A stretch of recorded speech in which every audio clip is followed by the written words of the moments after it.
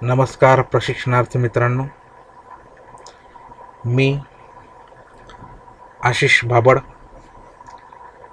Craft instructor COPA, government ITI Yawal, district Jalgaon. आज आपण ह्या लेक्चरमध्ये विंडोज ऑपरेटिंग सिस्टीम इन्स्टॉल केल्यानंतर जो आपल्याला GUI graphical user interface appear होतो, तसेच विंडोज ऑपरेटिंग सिस्टीम इन्स्टॉल केल्यानंतर ती संपूर्णपणे लोड झाल्यानंतर ज्या काही ऑपरेटिंग सिस्टीमच्या सर्व्हिसेस असतील, ज्या काय ऑपरेटिंग सिस्टीमच्या फॅसिलिटीज असतील, त्या बेसिकली कोणते आहे हे आज आपण पाहणार आहोत.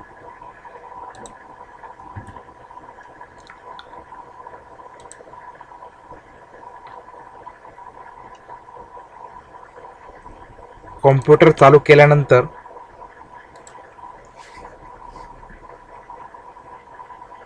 आपल्याला जी स्क्रीन दिसते, ह्या चौकोनी जे आपल्याला स्क्रीन दिसते या भागाला डेस्कटॉप असं म्हणतो. ह्या डेस्कटॉपवर युजरच्या फाईल्स, फोल्डर्स, त्याचप्रमाणे जे ॲप्लिकेशन सॉफ्टवेअर्स इन्स्टॉल केलेले असतील त्यांचे शॉर्टकट आयकॉन्स हे आपल्याला डेस्कटॉपवर दिसतात. डेस्कटॉपच्या मागे जे बॅकग्राऊंड दिसतंय आपल्याला, तिथं जर तुम्हाला एखादा वॉलपेपर किंवा ते डेस्कटॉप बॅकग्राऊंड चेंज करायचं असेल तर ह्या डेस्कटॉपवर माऊसने राईट क्लिक करायचं आहे. त्याच्यानंतर पर्सनलाइज ऑप्शनवर जायचं आहे. पर्सनलाइज ऑप्शनवर गेल्यानंतर इथे खाली डेस्कटॉप बॅकग्राऊंड म्हणून ऑप्शन आहे, तिथे क्लिक करायचं आहे. इथे क्लिक केल्यानंतर तुम्हाला कोणते पिक्चर्स कॉम्प्युटरमध्ये स्टोअर असतील त्यापैकी जो हवा असेल तो सिलेक्ट करायचा आहे आणि इथे सेव्ह चेंजेस म्हणायचे. सेव्ह चेंजेस म्हटल्यानंतर आपण जो डेस्कटॉप बॅकग्राऊंड सिलेक्ट केलेला आहे तो तुम्हाला स्क्रीनवर ॲप्लाय झालेला दिसेल. अशा पद्धतीने आपण डेस्कटॉपचं बॅकग्राऊंड चेंज करू शकतो. मागच्या लेक्चरमध्ये सांगितलं होतं मी की डेस्कटॉपच्या खालच्या बाजूला हा आडवा जो बार दिसतोय, हॉरिझॉन्टल जो बार दिसतोय डेस्कटॉपच्या बॉटम साईडला, याला टास्क बार असं म्हणतात. ह्या टास्क बारवर युजर जे ॲप्लिकेशन्स रन करत असेल, ते ॲप्लिकेशन किंवा जे ॲप्लिकेशन्सवर युजर काम करत असेल, जे ॲप्लिकेशन युजर त्याचं टास्क कंप्लीट करत असेल, ते टास्क, ते ॲप्लिकेशन्स तुम्हाला या टास्क बारवर दिसतील. जेव्हा युजरचं ॲप्लिकेशनवरचं काम पूर्ण होईल तेव्हा तो युजर ॲप्लिकेशन ते क्लोज करेल. ॲप्लिकेशन संपूर्णपणे क्लोज केल्यानंतर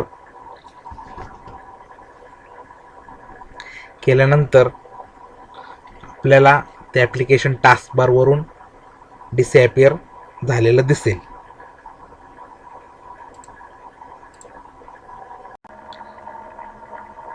त्याचप्रमाणे टास्क बारच्या राईट साईडला जो आपल्याला हा एरिया दिसतो आहे याला नोटिफिकेशन एरिया असं म्हणतात.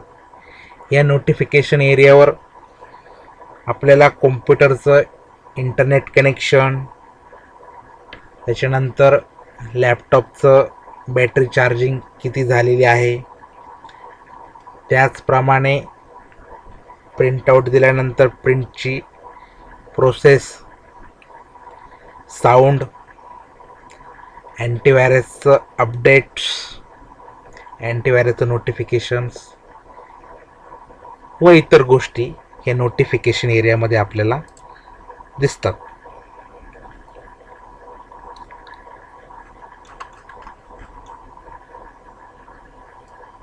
त्यानंतर टास्क बारच्या लेफ्ट साईडला हे स्टार्ट बटन इथे दिसतंय. ह्या स्टार्ट बटनवर क्लिक केल्यानंतर आपल्याला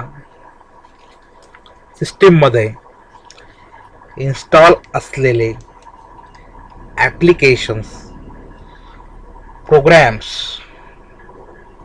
यांची लिस्ट इथे दिसते. युजर स्टार्ट बटनवर क्लिक करून त्याला आवश्यक असलेले ॲप्लिकेशन्स हे ओपन करू शकतो.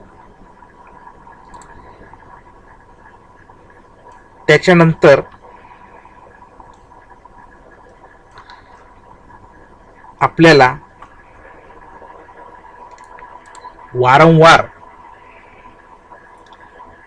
एखादं ॲप्लिकेशन्स वापरायचं असेल तर ते आपण टास्क बारवर पिन करू शकतो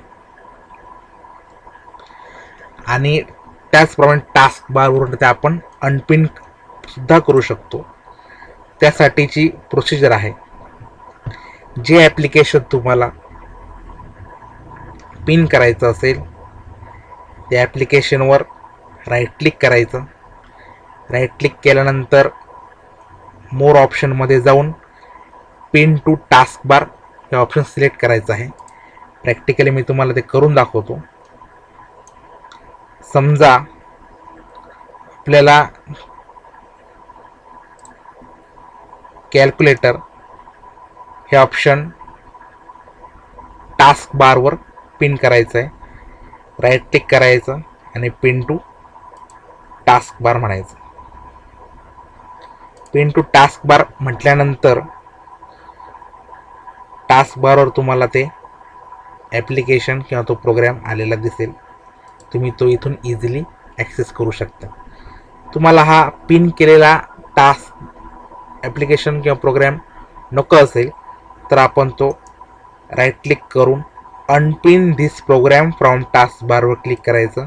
तो टास्क बारवरून निघून जाईल. अशा पद्धतीने आपण टास्क बारवर जे तुम्हाला वारंवार वापरायचे ॲप्लिकेशन असतील, प्रोग्राम्स असतील ते आपण टास्क बारवर पिन करू शकतो. त्याच्यामुळे आपण ते फास्टली ॲक्सेस करू शकतो. अजून एक विंडोज बद्दल गोष्ट आहे ती आहे फाईल एक्सप्लोरर. फाईल एक्सप्लोरर म्हणजे काय? फाईल एक्सप्लोरर हे एक फाईल मॅनेजमेंट ॲप्लिकेशन आहे की ते विंडोज ऑपरेटिंग सिस्टीम यूज करते. फाईल एक्सप्लोरर ॲप्लिकेशन हे आपल्याला सिस्टीममध्ये स्टोअर असलेल्या फाईल्स किंवा फोल्डर्स ब्राउज करायचे असतील, शोधायचे असतील तर आपण फाईल एक्सप्लोरर हे ऑप्शन किंवा हे ॲप्लिकेशन यूज करतो. फाईल एक्सप्लोरर ॲप्लिकेशनचा वापर करून आपल्याला जो ग्राफिकल यूजर इंटरफेस मिळतो त्याचा वापर करून आपण कॉम्प्युटरमध्ये स्टोअर असलेल्या फाईल्स सहजपणे ॲक्सेस करू शकतो.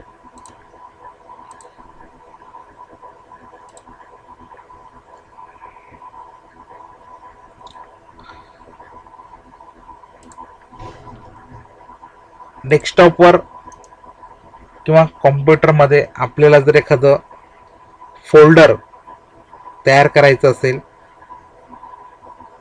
तर राईट क्लिक करायचं, राईट क्लिक करून न्यू या ऑप्शनमध्ये जायचं, न्यू ऑप्शनमध्ये गेल्यानंतर फोल्डर सिलेक्ट करायचं.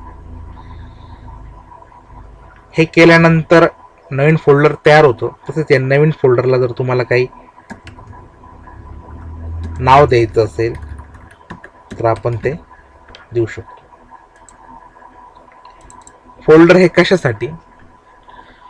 फोल्डर हे आपल्या कॉम्प्युटरमध्ये असलेल्या ज्या फाईल्स असतात, युजरच्या ज्या फाईल्स असतात, त्या फाईल्स व्यवस्थितरित्या ऑर्गनाईज करण्यासाठी आपण फोल्डरचा वापर करत असतो. एका फोल्डरमध्ये तुम्ही अनेक फोल्डर्स तयार करू शकता. ह्या फोल्डरचा व्यवस्थित उपयोग करून आपण आपल्या कॉम्प्युटरमधल्या महत्त्वाच्या फाईल्स, आपल्याला आवश्यक असणाऱ्या फाईल्स व्यवस्थितपणे ऑर्गनाईज करून ठेवू शकतो, जेणेकरून आपण त्या पर्टिक्युलर फोल्डरमध्ये गेल्यानंतर आपल्याला त्या फाईल्स मिळतात.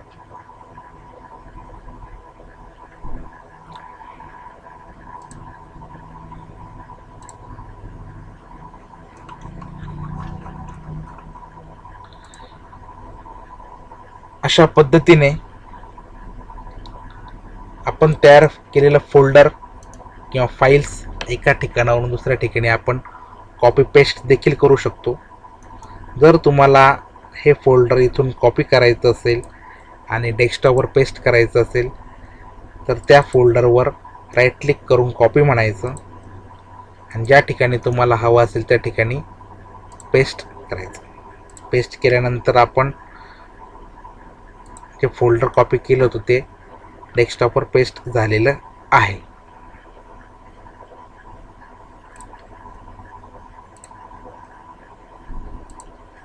कॉपीसाठी कॉम्प्युटरचा कीबोर्ड शॉर्टकट की आहे Ctrl+C.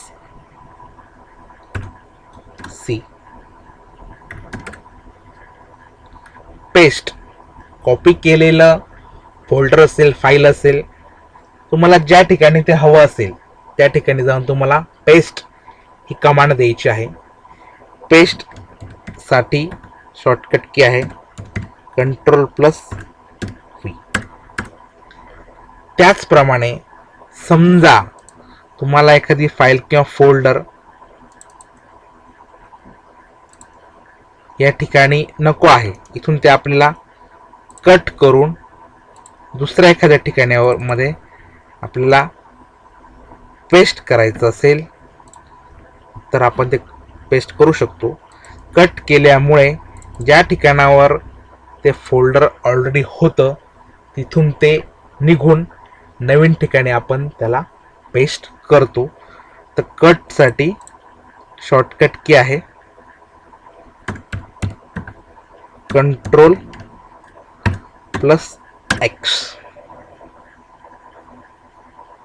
Ctrl+X. कॉपीसाठी Ctrl+C, पेस्टसाठी Ctrl+V, कटसाठी Ctrl+X. हे दैनंदिन कॉम्प्युटर वापरत असणारे जे आपले युजर आहेत ते दैनंदिन ह्या शॉर्टकट कीचा वापर करून त्यांचं काम फास्टली पूर्ण करत असतात. मित्रांनो, या व्हिडिओमध्ये मी तुम्हाला नोटपॅड बद्दल माहिती देणार आहे. नोटपॅड हा एक टेक्स्ट एडिटर आहे. नोटपॅड हे ॲप्लिकेशन विंडोज ऑपरेटिंग सिस्टीममध्ये असलेलं बाय डिफॉल्ट टेक्स्ट एडिटर आहे. ह्या टेक्स्ट एडिटर ॲप्लिकेशनमध्ये आपण आपल्याला आवश्यक असलेली काही जी काही माहिती असेल किंवा जे काही टेक्स्ट असेल ते टेक्स्ट आपण एडिट करून आपलं काम पूर्ण करू शकतो. आता ह्या टेक्स्ट एडिटरमध्ये ओपन केल्यानंतर त्या ॲप्लिकेशनची ही विंडो ओपन होते. हे ॲप्लिकेशनच्या विंडोमध्ये हा जो तुम्हाला वरचा भाग दिसतोय जिथे मी माऊस मूव्ह करत आहे, या वरच्या भागाला, टॉपच्या भागाला म्हणतात टायटल बार. या टॉपच्या भागाला म्हणतात टायटल बार. ह्या टायटल बारवर तुम्ही तुमच्या फाईलला जे काही नाव दिलेलं असेल, त्याचप्रमाणे जे ॲप्लिकेशन ओपन केलेलं असेल त्या ॲप्लिकेशनचं टायटल, त्या ॲप्लिकेशनचं नाव या टायटल बारवर डिस्प्ले होत असतं. आपल्याला समोर दिसत असलेल्या ह्या टायटल बारवर अनटायटल्ड आणि नोटपॅड नाव दिसतंय. आपण आता ही जी टेक्स्ट एडिटर ओपन केलेला आहे, आपण या आपल्या फाईलमध्ये अजून काही डेटा टाकलेला नाही आहे, ते फाईल सेव्हसुद्धा केलेली नाही, किंवा त्या फाईलला नावसुद्धा दिलेलं नाही. त्याच्यामुळं इथं आलेलं आहे अनटायटल्ड. त्याचप्रमाणे आता हे टायटल बारवर ॲप्लिकेशनचं नावसुद्धा त्याप्रमाणे नोटपॅड हे नाव आपल्याला दिसतं आहे. टायटल बारच्या उजव्या साईडला 3 बटन्स दिसत आहे आपल्याला.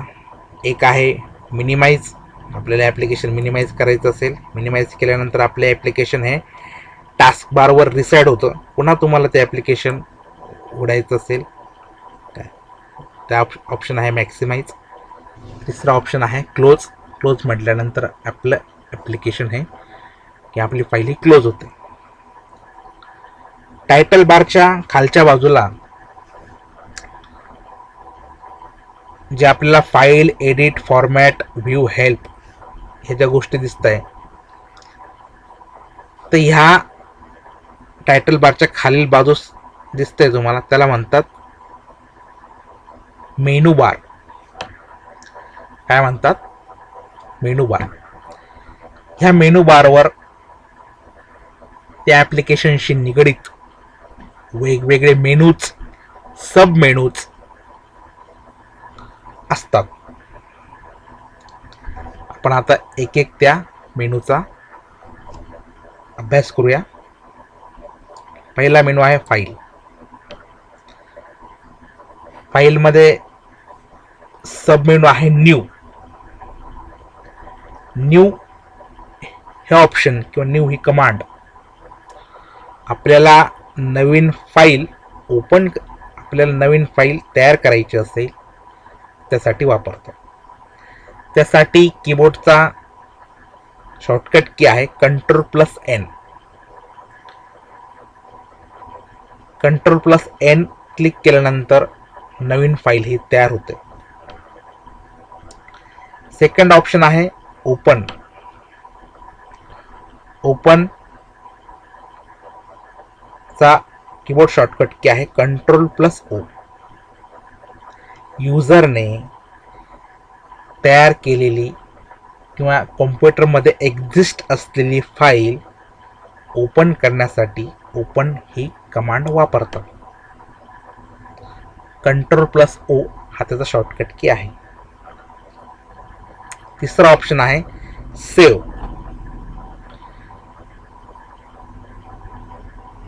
सेव्ह ह्या कमांडसाठी किंवा सेव्ह ह्या ऑप्शनसाठी Ctrl+S. Ctrl+S हा शॉर्टकट की आहे. सेव्ह करणे म्हणजे काय? जेव्हा आपण एखादं ॲप्लिकेशन ओपन करतो, ओपन केल्यानंतर युजर त्याचं काम करायला सुरुवात करतो, तेव्हा ते ॲप्लिकेशन किंवा युजर देत असलेलं इनपुट हे टेम्पररी स्वरूपामध्ये रॅन्डम ॲक्सेस मेमरी म्हणजे रॅममध्ये स्टोअर होत असतं. परंतु समजा अचानक लाईट गेली तर रॅममध्ये असलेला डेटा हा पूर्णपणे नाहीसा होतो. त्याच्यामुळं युजर करत असलेलं काम हे सेव्ह असणं फार गरजेचं आहे. आणि सेव्ह केल्यानंतर सेव्ह केलेली फाईल असेल, सेव्ह केलेला डेटा असेल, हा सेकंडरी मेमरी स्टोरेजमध्ये स्टोअर केला जातो. आणि स्टोअर केलेला हा डेटा युजर कधीही ॲक्सेस करू शकतो. तर सेव्ह कमांड दिल्यानंतर तुमची फाईल ही कॉम्प्युटरच्या सेकंडरी मेमरी स्टोरेजमध्ये म्हणजेच हार्ड डिस्कमध्ये, पेन ड्राईव्हमध्ये ही स्टोअर केली जाते. पुढचा ऑप्शन आहे सेव्ह ॲज. सेव्ह ॲज हे ऑप्शन कशासाठी? तुम्ही एखादी फाईल सेव्ह केल्यानंतर तीच फाईल तुम्हाला दुसऱ्या ठिकाणी सेव्ह करायची असेल, त्याच नावाने किंवा दुसऱ्या नावाने, तसेच जी तुम्ही फाईल सेव्ह केलेली आहे तीच फाईल तुम्हाला त्याच ठिकाणी त्याच फोल्डरमध्ये दुसऱ्या नावाने जर सेव्ह करायची असेल तर आपण हा सेव्ह ॲज ऑप्शन वापरतो. त्याच्यानंतर पेज सेटअप. पेज सेटअप कशासाठी? युजर जेव्हा काम करत असतो तेव्हा त्याने एखादं लेटर वगैरे टाईप केलेलं असेल, त्याला त्याची प्रिंट काढायची असेल, तर प्रिंट काढण्यासाठी वेगवेगळ्या प्रकारचे पेपर्स मार्केटमध्ये अवेलेबल असतात. वेगवेगळ्या पेपरची साईज ठरलेली असते. तर युजरला नेमकी कोणत्या पेजवर प्रिंट काढायची असेल किंवा युजरला त्या पेजशी रिलेटेड काही सेटअप करायचं असेल, त्या गोष्टी ह्या पेज सेटअप ऑप्शनमध्ये दिलेल्या असतात. पेज सेटअपवर क्लिक केल्यानंतर आपल्याला इथून पेपरची साईज आपण सिलेक्ट करू शकतो. इकडे वेगवेगळ्या साईज दिलेल्या आहे. जनरली आपण A4 आणि लिगल या 2 साईजचा मोठ्या प्रमाणात वापर करतो, त्यामुळे इथे A4 साईज आपण सिलेक्ट केली. Source automatically select manual paper feed as per printer. त्याच्यानंतर ओरिएंटेशनचे 2 प्रकार असतात. ओरिएंटेशनमध्ये 2 प्रकार असतात, एक पोर्ट्रेट, दुसरं असतं लँडस्केप. पोर्ट्रेट म्हणजे व्हर्टिकल, लँडस्केप म्हणजे हॉरिझॉन्टल. मी क्लिक केल्यानंतर तुम्हाला समजेल पोर्ट्रेट म्हणजे आपलं जे पेज आहे ते व्हर्टिकल याच्यामध्ये कसं दिसतं, लँडस्केप म्हणजे हॉरिझॉन्टल. तुम्हाला त्या पद्धतीने प्रिंट काढायची असेल त्यानुसार तुम्ही पोर्ट्रेट आणि लँडस्केप इथून सेट करू शकतात. त्याचप्रमाणे हेडर आणि फुटर. प्रत्येक पेजच्या हेडरला तुम्हाला काही टेक्स्ट द्यायचं असेल, जसं की प्रत्येक पुस्तकाच्या वरच्या बाजूला त्या लेखकाचं नाव असेल किंवा त्याचं पुस्तकाचं नाव असेल, तसंच त्या एखाद्या पुस्तकाच्या खालच्या बाजूला पेज नंबर असेल किंवा आणखी काही दुसरी काही माहिती असेल, ते तुम्हाला तुमच्या पेजमध्ये हेडर आणि फुटरला टाकायचं असेल तर ते आपण इथून टाकू शकतो. हेडर म्हणजे पेजचा वरचा भाग, फुटर म्हणजे पेजचा खालील भाग. त्याच्यानंतर आहे प्रिंट ऑप्शन. तुम्ही टाईप केलेला लेटर तुम्हाला प्रिंट काढायचं असेल तर आपण प्रिंट ही कमांड वापरू शकतो. Ctrl+P हा प्रिंट या कमांडचा शॉर्टकट की आहे. एक्झिट म्हणजे तुम्हाला ॲप्लिकेशन किंवा तुम्हाला तुमची फाईल ही बंद करायची आहे, एक्झिट करायची असेल तर त्यासाठी एक्झिट हा ऑप्शन आहे. न्यू म्हटल्यानंतर इथं तुम्हाला नवीन फाईल ओपन झालेली दिसते. ओपन म्हटल्यानंतर तुमच्या कॉम्प्युटरमध्ये एखादी टेक्स्ट फाईल जर असेल तर ती आपल्याला इथून आपण ओपन करू शकतो. त्याच्यानंतर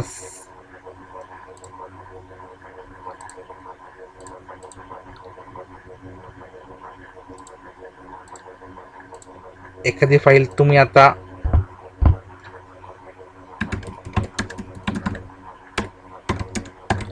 ही फाईल तुम्हाला सेव्ह करायची असेल तर मी ती फाईल सेव्ह करू शकतो. डेस्कटॉपवर IT नावाच्या फोल्डरमध्ये ही फाईल मी सेव्ह करतोय. ही फाईल सेव्ह करताना इथं मला फाईल नेम टाकायचं आहे. जर फाईल नेम टाकलं मी AYB, ती फाईल सेव्ह केली. सेव्ह केल्यानंतर तुम्ही बघू शकतात की त्या IT नावाच्या फोल्डरमध्ये AYB नावाची फाईल ही आपण सेव्ह केलेली आहे. त्याचप्रमाणे त्याच IT नावाच्या फोल्डरमध्ये सेम फाईल आपल्याला दुसऱ्या नावाने सेव्ह करायची असेल तर आपण ती करू शकतो. सेव्ह ॲज या ऑप्शनचा वापर करून. इथं आपण सेव्ह म्हटल्यानंतर आपण पुन्हा एकदा बघू शकतो की IIT नावाच्या फोल्डरमध्ये AYB आणि कोपा या 2 फाईल्स आपण तयार केलेल्या आहे. AYB आणि कोपामधील डेटासुद्धा सेम आहे, फक्त आपण AYB ही फाईल कोपा या नावाने याच ठिकाणी सेव्ह ॲज केली. तसंच पेज सेटअप आपण बघितलेलाच आहे. प्रिंट ऑप्शनवर क्लिक केल्यानंतर आपल्याला प्रिंट काढायची असेल तर आपण हा ऑप्शन वापरतो. या ऑप्शनवर क्लिक केल्यानंतर आपल्याला आपल्या सिस्टीममध्ये इन्स्टॉल असलेले प्रिंटरची लिस्ट दिसते. ते प्रिंटर आपल्याला सिलेक्ट करावं लागतं. सिलेक्ट केल्यानंतर इथं तो ऑप्शन पेज रेंज म्हणजे तुम्हाला सर्व पेजची तुमच्या फाईलमध्ये सर्व जे पेजेस असतील ते सर्व पेजेसची प्रिंटआउट काढायची असेल तर तुम्हाला ऑल ऑप्शन हा सिलेक्ट करायचा आहे. समजा जर तुम्हाला तुमच्या फाईलमधील सिलेक्टेड डेटा प्रिंट काढायचा असेल तर आपण तो डेटा सिलेक्ट करू शकतो. त्याच्यानंतर तुम्ही सध्या ज्या पेजवर आहेत, ज्या करंट पेजवर आहे त्याची प्रिंट काढायची असेल तर करंट पेज ऑप्शन निवडू शकतो. त्याचप्रमाणे पेजेस म्हणजे तुमच्या फाईलमध्ये समजा 1 ते 10 पेजेस असतील आणि तुम्हाला 5 ते 8 ह्या पेजेसची प्रिंट काढायची असेल तर पेजेस या ऑप्शनवर क्लिक करून 5 to 8 5 ते 8 ही रेंज द्यायची आहे. त्यानुसार कॉम्प्युटर 5 ते 8 नंबरच्या पेजेसची प्रिंट काढेल. त्याच्यानंतर नंबर ऑफ कॉपीज, समजा तुम्हाला एखाद्या पेजच्या 10 कॉपीज काढायच्या असतील तर आपण इथं नंबर ऑफ कॉपीज इन्क्रीज करू शकतो. त्याच्यानंतर प्रिंट ऑप्शन दिल्यानंतर प्रिंटर तुम्ही दिलेल्या कमांडनुसार, तुम्ही दिलेल्या सेटिंगनुसार प्रिंटआउट काढेल. एक्झिट म्हटल्यानंतर आपण ओपन केलेली फाईल ही क्लोज होते, बंद होते. उर्वरित नोटपॅडचे मेनू आपण पुढील भागात बघूया.